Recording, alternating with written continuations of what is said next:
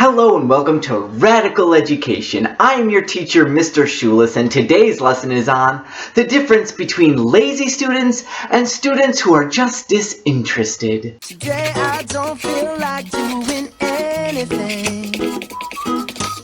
Okay, so let's define our terms a little bit here. What do we mean when we talk about laziness? What does it mean to say that someone is lazy? Well, often if we say someone's lazy, we mean they don't like to do anything. They don't like to maybe even move physically. They just don't like to get up off the couch. They just sit there scrolling through their feed or whatever, and they just don't like to do many things. They might even prefer sitting around to doing social things. Like rather than go out with friends or go to a party, they'd rather sit around playing video games or watch the next episode of Game of Thrones. But the thing is, it's impossible to be completely lazy about everything. You see, if you're sitting there watching TV, sitting on your couch, not wanting to move, and a giant Siberian tiger comes in and tries to kill you, I bet you anything you will run, and you will run fast. No one would be too lazy in this instance to save their own life. Because laziness is all about cost and reward.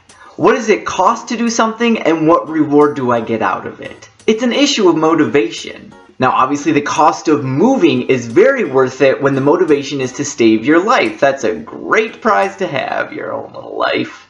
But often motivation comes down to feeling. What do you feel like doing? Like maybe you don't want to go out with friends, even though you know you might have a lot of fun, but you just don't feel like it. You feel like just sitting there because it takes effort to do that thing. Maybe it takes an uncomfortable phone call or you just don't want to move. But if you really like hanging out with friends, then you will have that motivation. The cost of taking the effort to go will be worth it for the end goal of hanging out with them. This is a benefit that you will deem worthy, so you will get up off the couch and go hang out with people. Now, laziness when it is applied to school often comes in the forms of students being lazy with their work. Maybe they're too lazy to study, maybe they're too lazy to do their homework, maybe they're too lazy to show up to school or at least show up on time. But when I hear teachers complain about students being lazy, I just wonder if they're too lazy or if they're just too disinterested.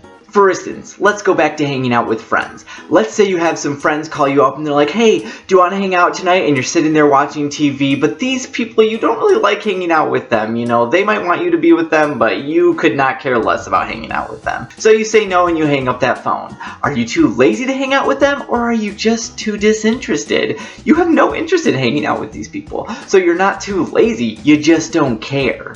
There's no motivation there, but that doesn't mean you're lazy, it just means you have no drive to do it. And the same applies with students at school. They can't be too lazy to do something that they don't want to do. They don't care.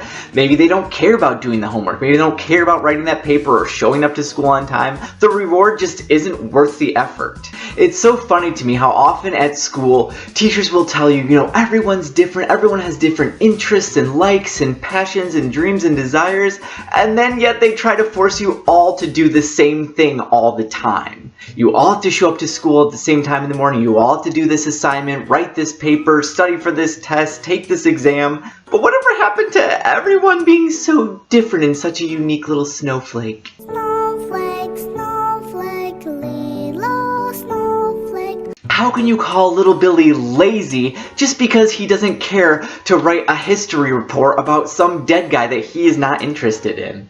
How can you call little Susie lazy just because she doesn't feel like studying for maths when she's not interested in maths whatsoever? And the answer is you can't. You see, this isn't a lack of motivation in the sense of the reward not being good enough. It's that they're completely indifferent to the subject at hand. Now, you can be too lazy to do something that you've decided that you are interested in. For instance, I might get lazy and not really feel like making a video today. And that is lazy because it's something that I know that I want to do and that I know that I should do, but I just maybe don't feel like it.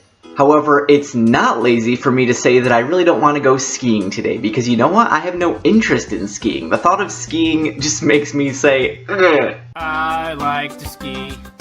I like to ski. So that's not me being lazy, that's me having no interest in not thinking that that will add any value to my life today. But the thing is, as a teacher, you have not given your student the chance to decide for themselves whether or not this will add value to their life. You're just telling them that this is something they should do and calling them lazy for not wanting to do it? I think we need to do a little math problem here to help you really see what's going on. Obligation Math is a wonderful thing. plus fear Math is a really cool thing. does not equal So interest. do some math, math, math, math, math, math. Just because you have a child who feels obligated to do something for you and is afraid of the consequences if they don't, does not mean that they are at all interested in what you're teaching them. And you know what that means? If you're not interested in something, you're not gonna remember it. I mean, seriously, when was the last time you really retained something that you didn't care about? Like you heard a fact that you didn't care about at all, but it just stuck with you. No, we remember things that we're interested in. That's how the human mind works. And every student is going to be interested in different things. So to force them to all learn the same things is just kind of silly. Snowflake, snowflake. Because they aren't learning.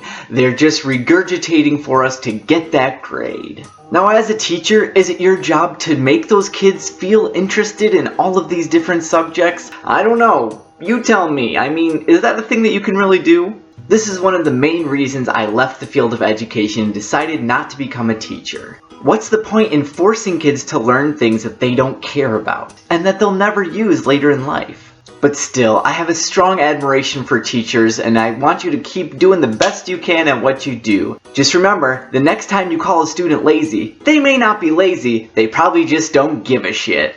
Well, that's it for today, class. For your homework, I want you to write in the comments below whether you think I might be onto something here or whether I'm way off base. See you next time, and remember, don't let school get in the way of your education. I'm not lazy, don't be a hater. I could do it now, but I'd rather do it later. I guess you can call me somewhat a procrastinator. And if something don't add up, just pull out the calculator later. I'm not lazy, don't be a hater. I could do it now, but I'd rather do it later. I guess you can call me somewhat a procrastinator. If there's something I don't like, I'll just deal with it later.